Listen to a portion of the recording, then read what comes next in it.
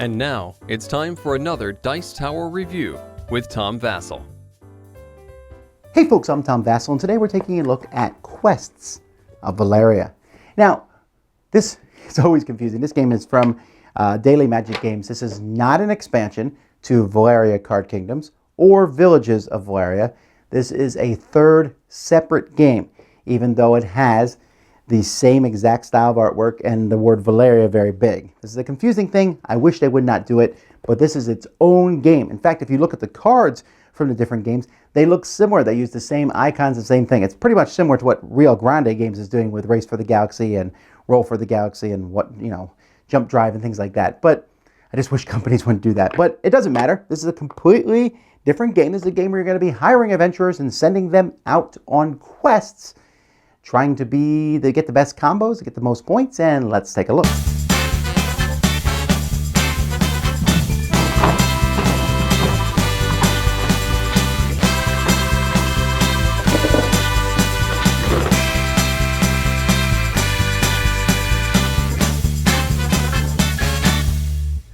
The goal of this game is to get the most points. Most points are going to be gotten from quests. This quest here is worth 6 points. When one player has finished 5 quests, the game will end. And you'll get points for the quests that you've completed, plus each person has a guild master given them secretly at the end of the game, and it will give them points for each type of quest. So this one gives 1 point for each adventure and commerce quest, for each battle and subterfuge quest, and quests have different types on them. So how do you defeat these quests? Well, you're going to be doing that by using adventurers. So on a player's turn, they have 2 actions. The game actually comes with 2 chips here to keep track of your actions. You think you might not need those, but sometimes you'll take action which gives you bonus actions, which give you other actions, and so they could be used for that. One of the things you can do is draw a card. Now you're going to start with 3 cards, so you're going to want to build up your hand of cards because cards are citizens, but they are also currency for the basis of the game. Another thing you can do is you can hire somebody. Now you can hire someone from your hand, the cost is 2, or you can hire someone directly from here. And when they're done, you'll be moving them over and drawing a new citizen. When you hire somebody, the tile above them is the cost of cards you must discard. So here I would discard 1, and I can put this bishop into play. Each time you put somebody into play, you will look at the bottom, and any special ability there you will get. So for example, when I take the cleric and put them into play, activate them, I get to draw a card. When I put the knight into play, I can draw a card and reserve a quest.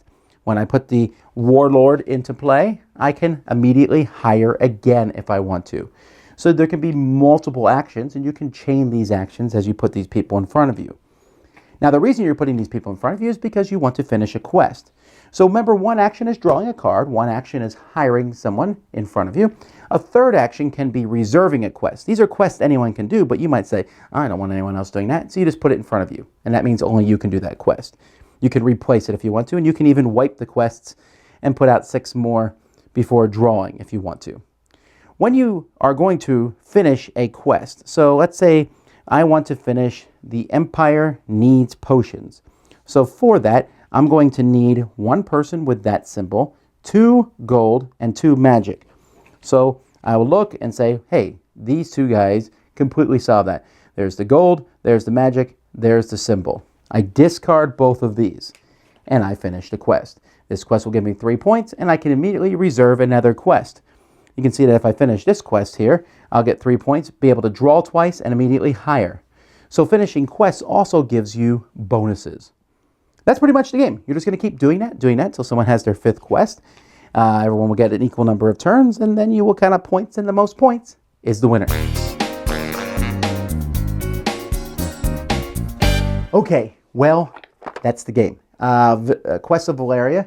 Now, one thing about Daily Magic that I noticed, besides the need to name everything Valeria, they don't seem to be awfully creative in original ideas, I guess would be how I'd phrase that. I think they're great. Their artwork and graphic design is amazing, as it is in this game. The games that they make play very well, but like the very first one seemed to be very much based on Machikowa. Well, this one seems to be a card game version of Lords of Waterdeep. That's not quite, right?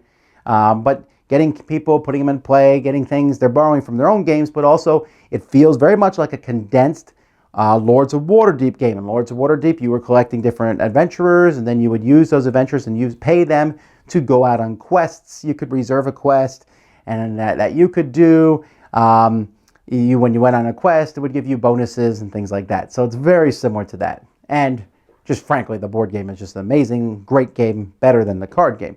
But that's fine because this is a card game, right? And we want to talk about this because this is portable and easy to carry around. And it is a good game. I really do like it. I don't know that I want to compare it to the other Valeria games. It might be my favorite, although I like Villages a lot too. This one here, though, is pretty simple. You get 2 actions, and you draw a card, hire someone, and so it goes around the table pretty quickly at first. Then as time goes by, I hire someone, and when I hire them, they let me hire again. I hire that person lets me do a quest, and so I'll draw the quest, and now I'm going to complete a quest for my second action, and then that one lets me hire somebody, and so your turns can get longer. And the game comes with little cards that show you what all the icons are because there's a lot of them. And you're going to be constantly saying, how does this work? How does this one work? There's a couple adventurers who they have like an equal sign on. So they'll equal gold. That means every other person you discard with gold, that they count as all them. I'm surprised they aren't like ×2. I thought that would be an easier way to remember it. But you just have to remember these symbols. There's some characters who can assassinate someone else's character. So there's a little bit of take that in the game, not a ton of it, but you're going to slowly build up in front of you and accomplish a quest. You want to reserve a quest because that quest that you're saving up for someone else will take. Then you reserve a quest, and then someone will assassinate the person you were going to go on that quest with, and you're like, do I really want this quest?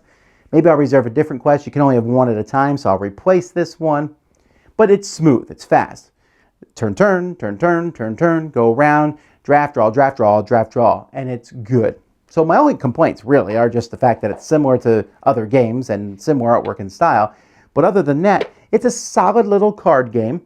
The rule time here says 45 minutes. That's pretty close to accurate, although I think once you know what you're doing, you can easily knock this down to 30 minutes. So if you want a game where you can build little card combos in your hand and send those cards out on adventures to complete quests, this is certainly the one you'll like. Quests of Valeria. Dice Tower Judgment, approved!